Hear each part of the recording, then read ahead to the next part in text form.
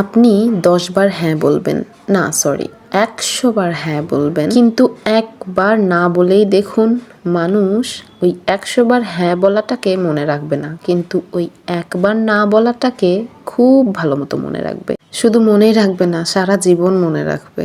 আর তারপর আপনার সাথে এমন আচরণ করবে, মনে হবে যে ওই একবার যে আপনি না বলেছেন, এটা আপনি আপনার জীবনের সবথেকে বড় পাপ কাজটা করে ফেলেছেন। মানুষ এরকমই হয়, মানুষের কাছে আসলেই কিছু আশা করা উচিত না। যাই হোক, চলুন ভিডিওতে ফিরে আসি। এখানে মাছ রান্না করছিলাম মূলত। তো তার জন্য প্রথমে মশলা কষিয়ে নিচ্ছিলাম।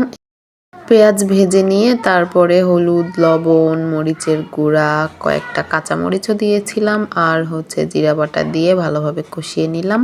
এরপর মাছগুলো দিয়ে দিলাম। এইগুলো ছিল কই মাছ। তো এই তো এখন মাছটা খুব ভালোভাবে কষিয়ে নেওয়ার পালা। বেশ কিছুক্ষণ জাল করে নিলাম। এরপরে ঝোলের পানি দিতে হবে। তো যার কারণে ঢাকনাটা সরিয়ে একটু নেড়ে নিচ্ছিলাম মাছটা। আচ্ছা, ভিডিও দেখতে দেখতে একটা কোশ্চেন আপনাদের কাছে রেখে যাই, সেটা কই মাছ খেতে কার কাছে কেমন লাগে অবশ্যই কমেন্ট করে জানাবেন। এই তো এখন ঝোলের পানি দিয়ে দিলাম। এখন আর কিছুক্ষণ জাল করে নিলেই মাছ রান্নাটা একদম কমপ্লিট হয়ে যাবে। তো এই তো মাছ রান্নাটা প্রায় হয়ে এসেছে। এখন আর একটু নাড়াচাড়া করে নিচ্ছি আর কি। আর এখন মাছটা নামিয়ে রেখেছি একটা বাটিতে, আর আমি ওই কড়াইতেই আর একটা তরকারি রান্না করে নিয়েছিলাম। এটা আমাদের উত্তরবঙ্গের অনেক পছন্দের একটা খাবার, সেটা আলুর ডাল, মানে আলু দিয়ে ডালের মতো করে একটা তরকারি রান্না করা হয়। মূলত আলু সিদ্ধ করে নিয়ে তারপরে ম্যাশ করে নিতে হয়, তারপরে সেটা খুব সুন্দর করে রান্না করে নিতে হয় সব ধরনের মশলা দিয়ে।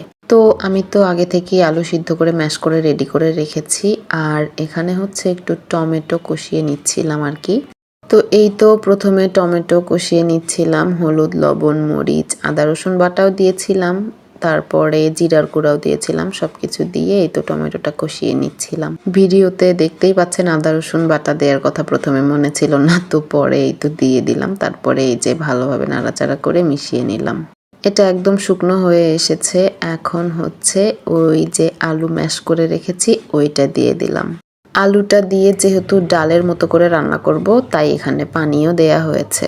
এরপর এই তো এটা ভালোভাবে নাড়াচাড়া করে মিশিয়ে নিচ্ছিলাম।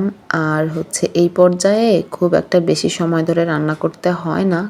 এখন এই তো পরিমাণ মতো কিছুটা লবণ দিয়ে দিলাম, কারণ প্রথমে তো লবণ দিয়েছিলাম শুধুমাত্র টমেটোর জন্য। এখন আবার এই যে ডাল অনেকগুলো, তো যার কারণে আরেকটু পরিমাণ মতো লবণ দিয়ে দিলাম।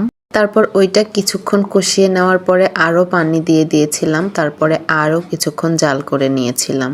এরপর যে মাছগুলো রান্না করেছিলাম ওইখান থেকে বেশ কিছুটা মাছ এখানে দিয়ে দিলাম, এতে করে এই ডালটার টেস্ট আরও বহুগুণে বেড়ে যাবে।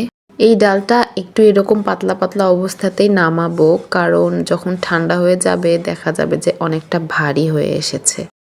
আর আল্লাহ হাফেজ।